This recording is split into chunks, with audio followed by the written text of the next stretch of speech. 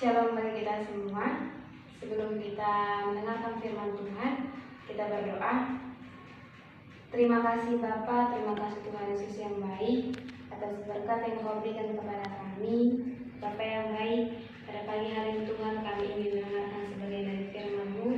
Engkau memberkati hamba-Mu Tuhan agar bisa menyampaikan firman-Mu dengan baik Bapa. Tuhan Yesus yang baik, buka hati dan pikiran kami agar kami bisa dapat menerima sebagian dari firman-Mu.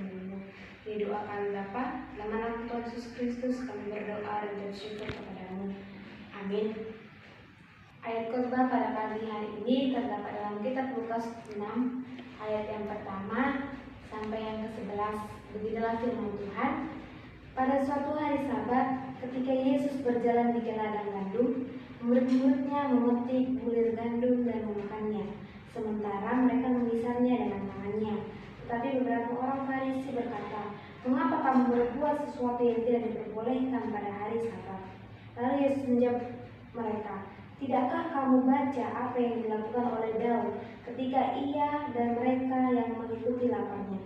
Bagaimana ia masuk ke dalam rumah Allah dan mengambil roti sajian, lalu memakannya dan memberikannya kepada pengikut-pengikutnya, padahal roti itu tidak boleh dimakan kecuali oleh imam-imam." Kata Yesus lagi kepada mereka, "Anak manusia adalah Tuhan atas hari Sabat." Pada suatu hari Sabat lainnya, Yesus masuk ke rumah ibadat, lalu mengajar. Di situ ada seorang yang mati tangan kanannya. Ahli-ahli Taurat dan orang-orang Farisi mengamati Yesus. Kalau ia menyembuhkan orang pada hari Sabat, supaya mereka dapat alasan untuk mempersalahkan dia. Tetapi ia mengetahui pikiran mereka, lalu berkata kepada orang yang mati tangannya itu, "Bangunlah dan berdirilah di tengah." Maka bangunlah orang itu dan berdiri. Lalu Yesus berkata kepada mereka, "Aku bertanya kepada kamu, manakah yang diperbolehkan pada hari Sabat, berbuat baik atau berbuat jahat, menyelamatkan nyawa orang atau membinasakannya?" Sesudah itu, ia memandang keliling kepada mereka semua, lalu berkata kepada orang sakit itu, "Ulurkanlah tanganmu." Orang itu berbuat demikian dan sembuhlah tangannya.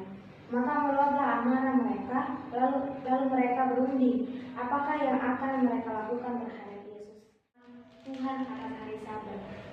Kata Sabat dalam bahasa Ibrani berasal dari kata kerja yaitu Sabat dalam bahasa yang sama, dan yang secara harfiah itu berarti berhenti, atau seri yaitu yang berarti duduk. Nah, jadi secara universal terjemahkan itu yang berarti istirahat, masa istirahat. Masa istirahat itu adalah masa melakukan untuk pekerjaan itu berhenti.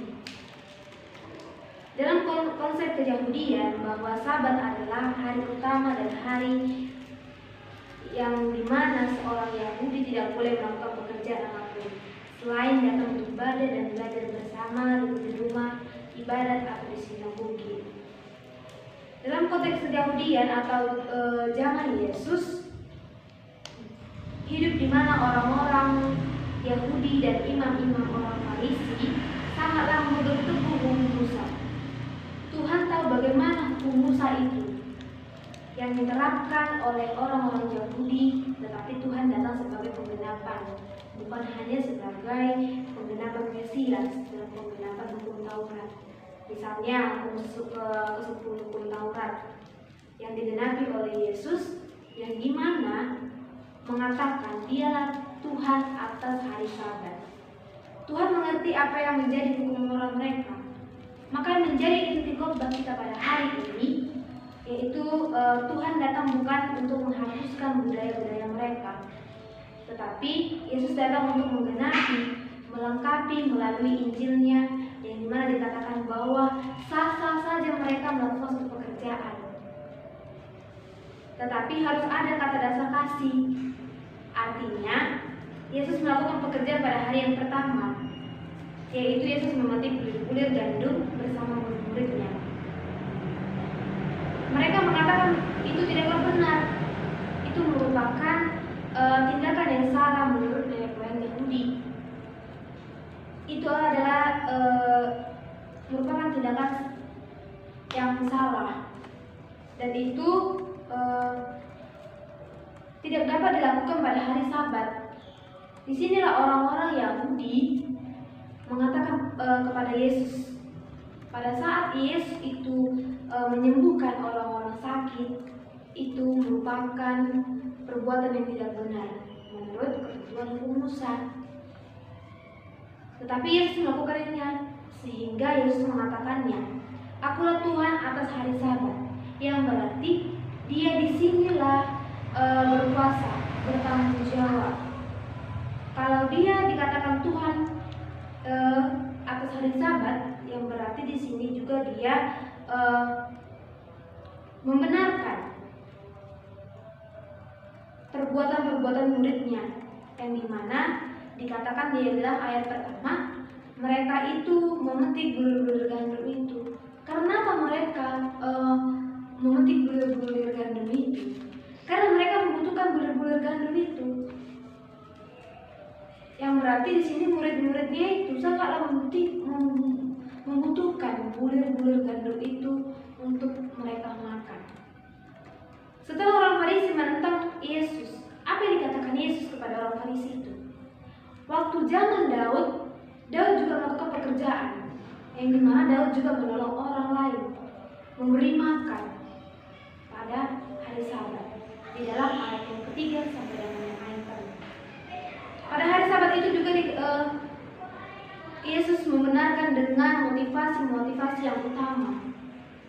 Maka di sini dikatakan jika motivasi itu untuk menolong orang lain, memberi makan, dan memberi pekerjaan, maka ini merupakan tidak adalah masalah. Tetapi jangan sampai meninggalkan Tuhan, jangan sampai lupa kita untuk beribadah kepada Tuhan di dalam konteks pada saat hari ini. Hari Sabat juga dikatakan hari Tuhan, yang berarti di sini hari Minggu. Pada hari Minggu kita itu tidak dilarang untuk melakukan suatu pekerjaan. Apapun itu pekerjaan yang kita lakukan pada hari yang Minggu itu, kita tidak dilarang. Tapi kita diingatkan untuk selalu memberikan waktu kepada kita, memberi waktu kita untuk Tuhan, agar kita bagaimana kita itu merupakan suatu tanda ucapan syukur kita kepada Tuhan. Bagaimanapun kita harus tetap mengucap syukur karena Tuhanlah yang memberi segalanya di dalam kehidupan kita. Maka yang menjadi refleksi atau menjadi kesimpulan dalam khotbah ini itu ada 4. Yang pertama itu dalam konteks saat ini bahwa hari Sabat berarti di mana khusus beribadah kita kepada Tuhan. Dalam tradisi Protestan bahwa hari Sabat itu bisa dikatakan sebagai hari Minggu, yang dimana setiap minggunya kita orang-orang Kristen beribadah ke gereja. Baru yang kedua, dalam konteks tradisi Yahudi, yang mana pada hari Sabat tidak diperbolehkan bekerja atau melakukan sesuatu kecuali ibadah di bait Allah. Namun pada zaman Yesus tradisi itu diperbarui bahwa bukan berarti pada hari Sabat itu melalui di bait Allah sehingga kepedulian kita kepada sesama manusia diabaikan semuanya. Sebagaimana ketika Yesus juga menyembuhkan seorang sakit yang pada saat di hari Sabat itu, dan di situ kita juga beribadah kepada Tuhan, maka kita juga harus melakukan suatu pekerjaan yang baik. Di situ juga maka semestinya kita juga harus bukan mengabaikan segalanya. Kita harus juga membutuhkan pertolongan orang lain, membutuhkan pertolongan dari Tuhan, membutuhkan pertolongan dari sesama kita. Baru yang ketiga, tidak salah membantu sesama pada hari Sabat, yaitu dengan istilah sekarang di hari Minggu. Maka kita juga sebagai orang percaya bukan saja mengasihi Allah, melainkan juga sesama manusia juga kita mengasihi. Ada yang pernah mendengarkan di dalam ayat Alkitab itu, kasihilah sesama manusia seperti dirimu sendiri. Maka di sini tepat bersempatlah kita pada hari Minggu itu, maka bukan untuk menutup kemungkinan untuk mengabaikan segalanya, mengabaikan sesama kita, mengabaikan suatu pekerjaan kita, bukan.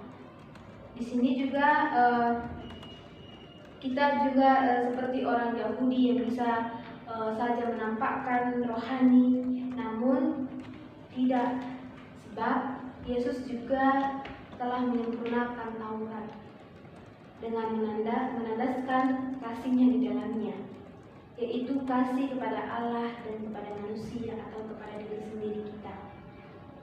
Oleh sebab itu, baik kapanpun itu tidaklah menjadi penghalang untuk mewujudkan kasih kita kepada sesama, kepada Tuhan juga di dalam peribadahan hari Minggu.